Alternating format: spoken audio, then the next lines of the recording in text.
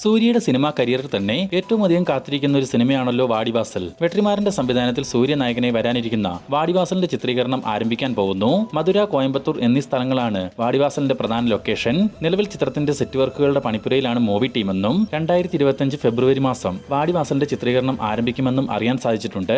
ഇപ്പോൾ സൂര്യ 45 എന്ന RJ ബാലാജി ചിത്രത്തിൽ അഭിനയിച്ചു വരികയാണ് സൂര്യ 45 പൂർത്തീകരിച്ച ശേഷം വാടിവാസലിലേക്ക് അദ്ദേഹം ജോയിൻ ചെയ്യും. അങ്ങനെ നീണ്ട ഇടവേളയ്ക്ക് ശേഷം പൃഥ്വിരാജിന്റെ വിലായത്ത് ബുദ്ധ ചിത്രീകരണം വീണ്ടും ആരംഭിക്കാൻ പോകുന്നു. GR ഇന്ദുഗോപന്റെ തിരക്കഥയിൽ ജയൻ നമ്പ്യാർ സംവിധാനം ചെയ്ത വിലായത്ത് ബുദ്ധയുടെ ചിത്രീകരണം 90% പൂർത്തിയായതായിരുന്നു. എന്നാൽ പിന്നീട് പൃഥ്വിരാജിന് കാലിനൊരു ആക്സിഡന്റ് സംഭവിച്ചതോടെ താൽക്കാലികമായി സിനിമയുടെ വർക്കുകൾ നിർത്തിവെച്ചിരിക്കുകയായിരുന്നു. ഇപ്പോൾ വരുന്ന ഡിസംബർ 15 തീയതി മുതൽ വിലായത്ത് ബുദ്ധയുടെ തുടർന്നുള്ള ചിത്രീകരണം ഇടുക്കിയിലെ മറയൂരിൽ വെച്ച് ആരംഭിക്കുമെന്ന് അറിയാൻ സാധിച്ചിട്ടുണ്ട്. പൃഥ്വിരാജിനെ കൂടാതെ ഷമ്മി തിലകൻ, അനുമോഹൻ, പ്രിയംവദ കൃഷ്ണൻ തുടങ്ങിയവരാണ് വിലായത്ത് ബുദ്ധയിൽ മറ്റു കഥാപാത്രങ്ങളെ അവതരിപ്പിക്കുക.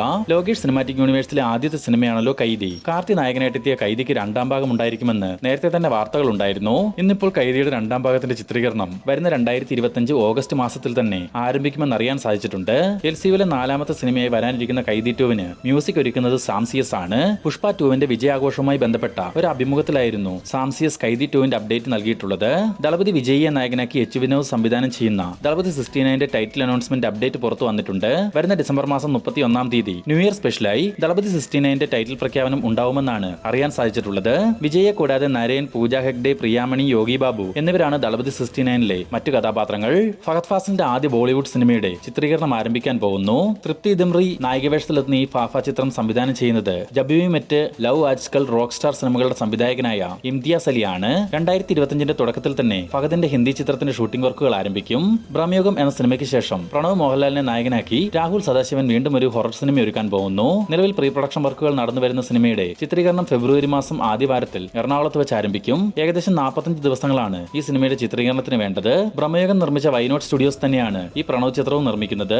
ആഷിഖ് ഉസ്മാൻ ബാനറിൽ ആഷിഖ് ഉസ്മാൻ നിർമ്മിച്ച് അരുൺ ഡി ജോസ് സംവിധാനം ചെയ്യുന്ന ഏറ്റവും പുതിയ സിനിമയാണ് ബ്രോമാൻസ്. അർജുൻ അശോകൻ, മാത്യു തോമസ്, മഹിമ നമ്പ്യാർ തുടങ്ങിയവർ പ്രധാന വേഷങ്ങളിലെത്തുന്ന ബ്രോമാൻസിന്റെ റിലീസ് തീയതി പ്രഖ്യാപിച്ചിട്ടുണ്ട്. 2025 ഫെബ്രുവരി 14 തീയതി വാലന്റൈൻസ് ഡേ സ്പെഷ്യലായി ബ്രോമാൻസ് തിയേറ്ററുകളിലേക്ക് എത്തും. മോഹൻലാൽ, ശോഭന കോംബോയിൽ തരുൺമൂർത്തി സംവിധാനം ചെയ്യുന്ന ചിത്രമാണ് തുടരും. ചിത്രത്തിന്റെ അടുത്തിടെ ഇറങ്ങിയ പോസ്റ്ററുകൾ ആരാധകരുടെ ശ്രദ്ധ പിടിച്ചു പറ്റുകയും വലിയ രീതിയിൽ ചിത്രത്തിന് ഹൈപ്പ് കൂടുകയും ചെയ്തിരുന്നു. സാധാരണ ടാക്സി ഡ്രൈവറായി മോഹൻലാൽ എത്തുന്ന ചിത്രത്തെപ്പറ്റി ആരാധകരിൽ ചർച്ചകൾ സജീവമാണ്.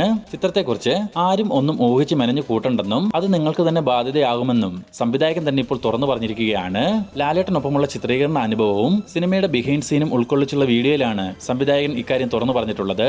അല്ലു അർജുനെ നായകനാക്കി സുകുമാർ സംവിധാനം ചെയ്ത പുഷ്പ ദി റൂൾ ആഗോള ബോക്സ് ഓഫീസിൽ വമ്പൻ മുന്നേറ്റമാണ് തുടരുന്നത്. 2 ദിവസം പിന്നിടുമ്പോൾ സിനിമ 400 കോടിക്ക് മുകളിൽ വേൾഡ് വൈഡ് കളക്ഷനെ നേടിക്കഴിഞ്ഞു.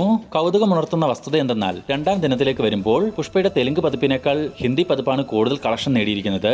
2ാം ദിനത്തിൽ തെലുങ്ക് പതിപ്പ് 27 കോടി 10 ലക്ഷം രൂപ സ്വന്തമാക്കിയപ്പോൾ ഹിന്ദി പതിപ്പ് 55 കോടി രൂപയാണ് കളക്ഷനായി നേടിയെടുത്തിട്ടുള്ളത്. ഇതോടെ ഹിന്ദി പതിപ്പ് മാത്രം 125 കോടി 30 ലക്ഷം രൂപയാണ് സ്വന്തമാക്കിയിട്ടുള്ളത്. തെലുങ്ക് പതിപ്പാവട്ടെ 118 കോടി രൂപയും. ഇവയ്ക്ക് പുറമെ തമിഴിലും സിനിമയ്ക്ക് നല്ല സ്വീകാര്യത ലഭിക്കുന്നുണ്ട്. പുഷ്പയുടെ ആദ്യ ഭാഗം ആഗോള ബോക്സ് ഓഫീസിൽ നിന്നും 350 കോടി രൂപയോളമായിരുന്നു സ്വന്തമാക്കിയിട്ടുള്ളത്.